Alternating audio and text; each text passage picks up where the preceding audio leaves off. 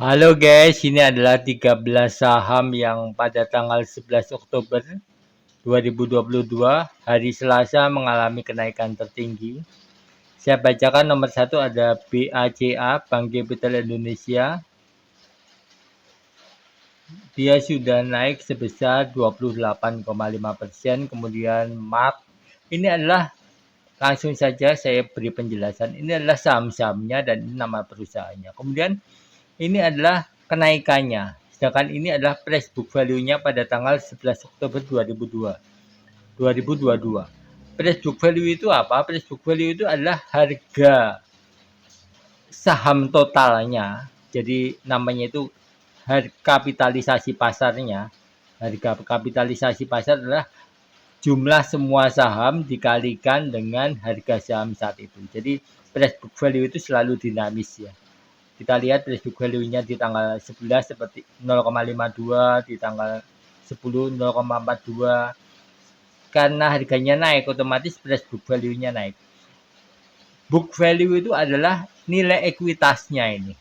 Jadi ini sebetulnya adalah nilai pasar dibagi nilai ekuitasnya ini. Tapi untuk tanggal 11 Oktober, untuk tanggal 10 Oktober tetap saja, tapi kan di sini saya nggak tampilkan ekuitas nilai pasarnya pada tanggal 10 Oktober dan 7 Oktober dan 6 Oktober kan. Jadi ini adalah rumus biasa saja. Jadi gunanya apa price book value itu? Supaya Anda bisa mengira-ngira bahwa harganya ini sudah terlalu mahal atau memang berpotensi. Price book value normalnya adalah 1, yaitu nilai pasarnya sama dengan nilai bukunya. Jadi harga sahamnya dihargai sama dengan nilai modal bersihnya atau nilai bukunya. Itu adalah price book value. Kemudian ini adalah sektornya. Sektor ini menentukan kira-kira saham ini ada di sektor apa. Karena sektor itu menentukan, misalkan saat energi dunia naik, otomatis sektor-sektor energi itu menjadi pendorong utamanya. Kemudian dan seperti itu. Kemudian ini adalah nilai pasarnya dan nilai leverage-nya. Nilai leverage itu apa? Nilai leverage adalah total hutangnya dibagi total asetnya. Jadi kalau seperti ini misalkan 90% ini artinya jumlah utangnya itu 90% dari total asetnya. Jadi modal bersihnya hanya kurang lebih 10% kurang gitu ya otomatis. Ya seperti itu. Jadi semakin tinggi leverage-nya, dia itu akan semakin menanggung beban bunga yang tinggi. Tetapi khusus untuk perbankan, ini memang biasanya leverage-nya tinggi. Kenapa? Karena memang mereka menerima dana pihak ketiga seperti deposito, tabungan dan sebagainya, dan itu dianggap kewajiban oleh bank gitu. Karena mereka harus memberi bunga gitu. Karena memang namanya bank itu kan meminjam dari orang lain dan meminjamkan ke mereka yang membutuhkan gitu. Jadi rata-rata leverage-nya bank memang akan tinggi. Tetapi untuk manufaktur leverage yang normalnya adalah rendah karena beban bunganya itu kalau terlalu tinggi nanti akan menggerus laba bersihnya dan akhirnya performa finansialnya bisa menurun. Gitu. Saya sudah sarikan juga di sini saham termahal.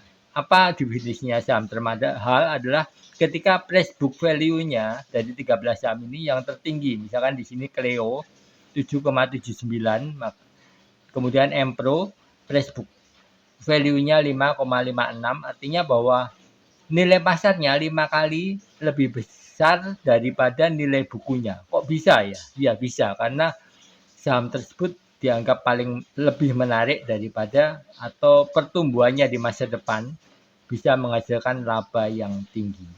Dipersepsikan seperti itu. Kemudian saham termurah. Ada juga beberapa saham yang nilai pasarnya itu lebih rendah dari nilai bukunya. Misalkan BACA. Kenapa? Karena misalkan kayak BACA ini karena ada aturan Bank Indonesia tentang modal bersih minimal 3 triliun, kalau tidak masuk ke BPR, otomatis orang sedikit ragu gitu. Apa yang BACA ini akan lakukan? Private placement atau rights issue untuk menambah modal bersihnya menjadi 3. Dan jika dia turun jadi BPR, otomatis pamornya turun gitu ya. Demikian juga BNBR ini karena memang performanya kurang bagus, makanya price book value-nya 0,88. Selanjutnya Jcon ini di atas 1, oke lah. Kemudian nilai pasar tertinggi. Nilai pasar tertinggi adalah nilai pasar ini sudah saya sortingkan. Yang pertama ini BRPT, Akra. Ini pentingnya apa? Karena semakin tinggi nilai pasarnya, maka saham tersebut semakin bisa lebih dipercaya gitu. Karena apa? Saham tersebut sedikit bisa digoreng karena untuk menggorengnya memerlukan dana yang besar gitu ya. Seperti itu. Jadi ini adalah rangkuman energinya.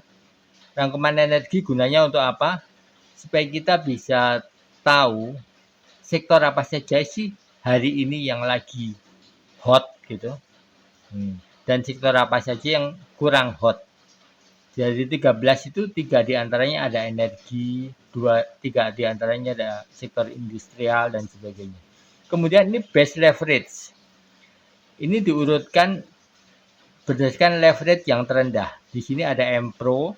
Ini sudah saya urutkan secara matematika, jadi nggak perlu sanksi apakah urutannya ini benar atau salah, pasti benarnya gitu. Karena yang urutkan komputer, otomatis pasti benarnya. Jadi pasti yang paling, jadi nggak perlu Anda cari-cari banding-bandingkan sendiri. Pasti leverage yang paling rendah ini M-Pro, kemudian Mark, Clio, Jcon, IPST seperti itu. Kemudian selanjutnya kita akan lihat indikator lainnya, yaitu total aset. Ini adalah tren kenaikan total aset selama 4Q, 4 kuartal. Apa pentingnya tren total aset ini? Perusahaan yang sedang berkembang biasanya ditandai dengan total asetnya yang naik. Ini adalah beta linearnya atau regresi linearnya. Jadi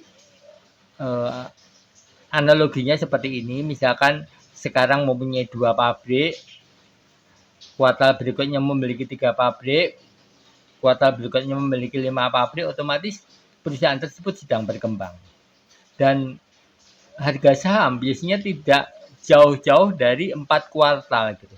4 kuartal itu sangat menentukan. Jadi tren total aset di sini sangat penting ketika Anda membaca tren yang sebelumnya, karena bisa jadi tren 30 hari ini ketinggalan daripada tren total asetnya. Maksudnya apa?